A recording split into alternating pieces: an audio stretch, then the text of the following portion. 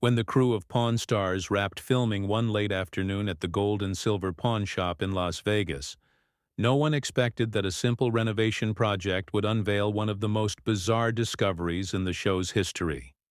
Rick Harrison, known for his no-nonsense demeanor and sharp eye for valuable artifacts, had kept one particular room of the shop off-limits for years, even from longtime staff like Chumley and Corey. The room in question was located behind a false wall in the back of the shop, hidden in plain sight behind shelves of dusty coin collections and antique radios.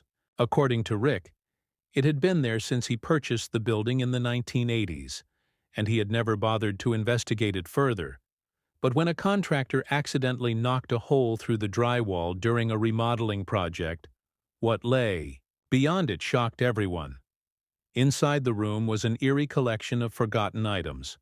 Unlike the polished antiques and rare collectibles Rick typically displays in the store, these objects seemed deliberately concealed.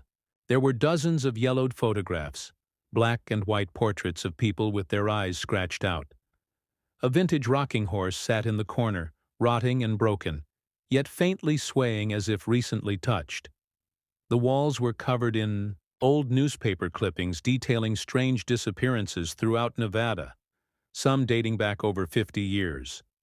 What disturbed the crew most was the item placed at the center of the room, a life-sized porcelain doll dressed in 1920s clothing, its face cracked but painted with a disturbingly lifelike expression. It was seated in an antique chair, with a note pinned to its dress that simply read, "Do not wake her." Speculation exploded online. Paranormal enthusiasts claimed the room held objects cursed or haunted. Skeptics dismissed it as a long-forgotten storage area filled with Halloween props. But those who know Rick personally say something changed in him after the discovery.